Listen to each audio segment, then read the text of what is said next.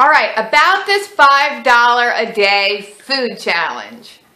At my last Dollar Tree haul video, I threw out there that for our next Dollar Tree challenge, maybe we would try to see if we can feed a family of 4 on $5 a day. And Deborah, who knows how to live frugal, is giving this a lot of thought. And I've been watching your videos while I was just folding laundry, so I know you're really giving this a lot of thought. And that's great, because we should think about things like this for a lot of reasons, because you never know when it might happen to us. You know, there's a lot more month than money left, right? You're waiting for that payday, and you might be in that position.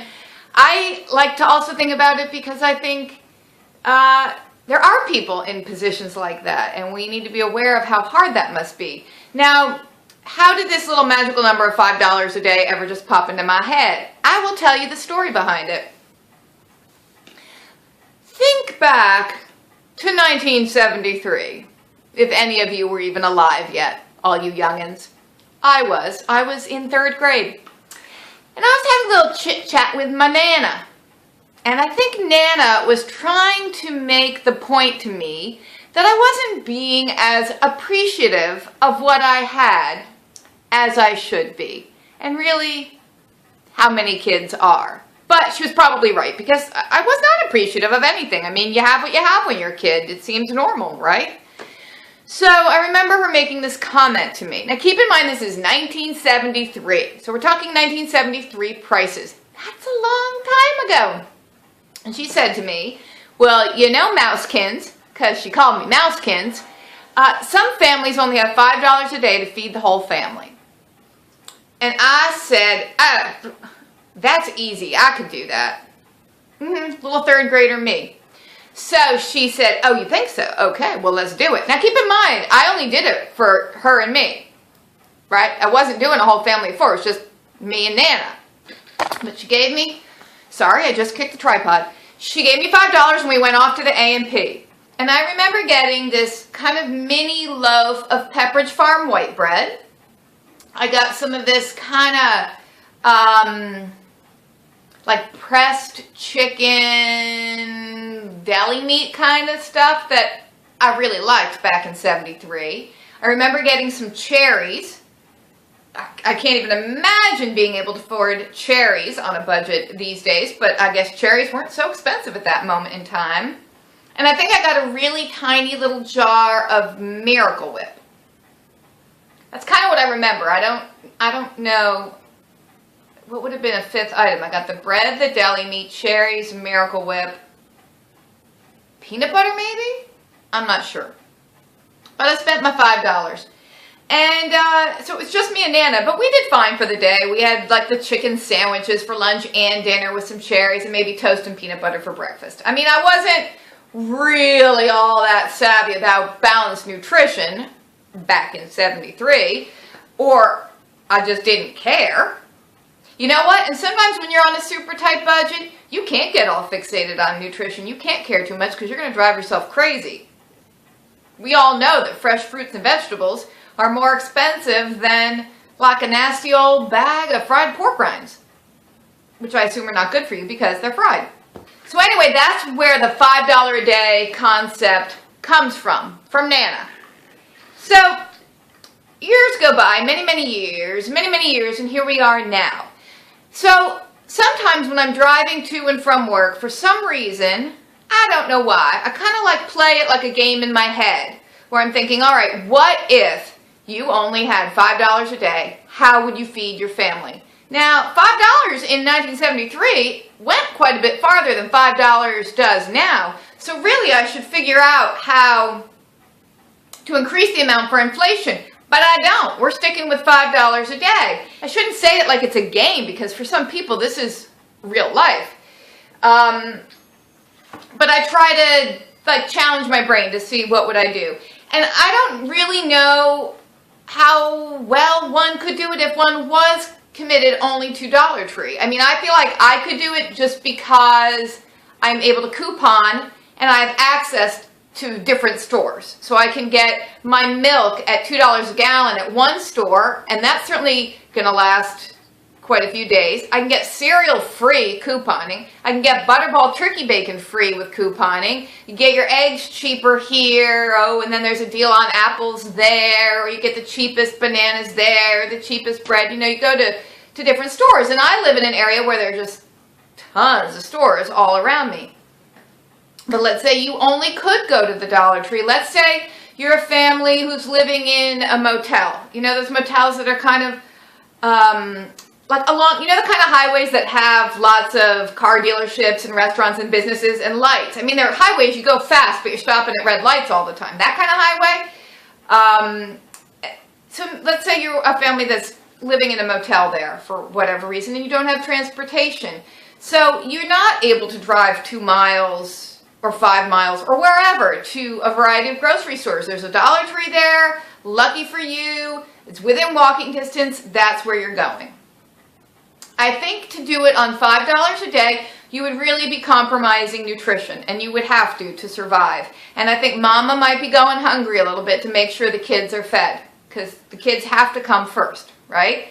Dollar Tree does take coupons, but you still aren't going to have as good a deal on certain foods that you know you can do better with elsewhere. If you look at it as $35 for the whole week, that makes it easier. You know, go at one time, buy 35 $1 items, and then you have to figure out how to parcel it out throughout the week. It's really much more difficult if you are literally thinking, I'm going to go to the store each day with $5 in my hand, and that's all I've got. And I imagine for some families, that is how it works if they're in a position where someone is like a day laborer and is earning money on a daily basis. Then I sometimes think, okay, well, if someone was on that tight a budget, wouldn't they be eligible for food stamps or WIC?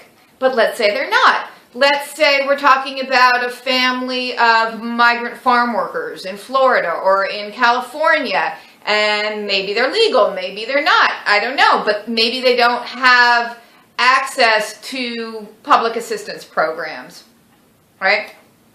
I mean, there are people out there who are just trying to do it on their own. Or let's say you do have a job and you do have income, but you have bills to pay and you have rent to pay and you had a car repair come up and you had to pay for your car repair or else you can't get to work to earn money to pay your rent. So you had to put some money towards car repair, or let's say there was a medical bill that came in. I mean, people have health concerns. You have to attend to that. But here you are, you're getting towards the end of the month. You're not getting another paycheck for another week, but you only have $35 left.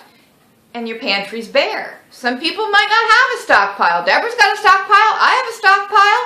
I mean, that's one of the great things about couponing and just looking for bargains. When there's a good deal, you buy lots of it and you stockpile. And that's why it makes it even harder for the really, really poor and destitute. They don't have the financial means to take advantage of a great deal. You know, if you are just living, you know, like day to day, wage one day to the wage of the next day, hand to mouth, you don't have, you know, an extra $30 to say, oh my gosh, what an amazing deal on bread and eggs. Let me stock up and put them in my freezer. Like, you can't do that. And it's always harder for the poor to take advantage of deals like that because they don't have the extra money to lay out. So it's a very, very difficult challenge if you're just going to stick with a place like Dollar Tree. So I'm trying to think of what are some of the things I've come up with when I've thought about this driving to and from work, because I think about it all the time, kind of like when I'm bored. It's just what I think about. So I think, okay, well, let's say the first day I got my $2 gallon of milk at one store, which this one store just has milk really, really cheap. I mean, all the other stores, it's $3.79, but the one store, it's around $2. And let's say I got my big box of Cheerios free with couponing. Okay, so that's going to get you through quite a few breakfasts. And then you're going to start with some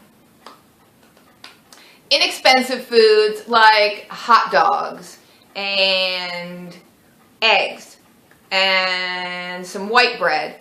And you're going to have to hope that at the end of each day you have food left over. You have a little bit of food to flip to the next day, so you start to build up, so you're not eating all the way through $5 worth of food every day. And that's the only way you'll ever be able to have a few pennies saved here and there and add it up so that you could start to get things like spices. I mean, let's say you're starting from scratch. You've just arrived in this country, you got nothing, you're making $5 a day after you've paid for your motel, and you have no stockpile, you have no pantry. So little by little you have to save up here and there to be able to get some salt, and then some oil, and then some spices, and it would be very, very difficult. You'd have some very bland food there for a while. I kind of feel like I should go ahead and do it at Dollar Tree since I said it out loud, but the only problem is my kids, I think, would get behind it. They'd be into it. My husband is the picky one. And also the thing about Dollar Tree is you're not going to have your good deals on the cheapest fresh produce, because they don't have fresh produce at all. But of course, bananas are always inexpensive. Carrots, you can get a pound of carrots at Aldi for 49 cents. Cabbage is always inexpensive. Potatoes are inexpensive. And those are things you always want to have on hand when your budget is tight, but Dollar Tree doesn't have those. I'm thinking a lot of peanut butter sandwiches. The cereal's not really a great deal at Dollar Tree. You have to be able to coupon. And that's the magic and value of couponing, even if you don't live in a part of the country where you can double coupons. When there's a sale and you have a coupon, then you might be bringing that name brand item down to a price cheaper than Aldi or cheaper than the store brand. That's what you're looking for. You want to be able to combine your coupon with your sale, because otherwise you don't really ever want to be brand loyal. You're always looking for your lowest out-of-pocket expenditure, right? So I think it's something that we need to think about and be aware of, because even if you're not in that situation right now, a lot of people are. And if you're in a position where things aren't so tight for you and you're able to help others and you're able to donate to a food pantry or you're able to help out a neighbor, it's very important to live in a society where we do that. Especially when federal programs that help the poor are being cut. So, I would love to hear everybody's thoughts on this.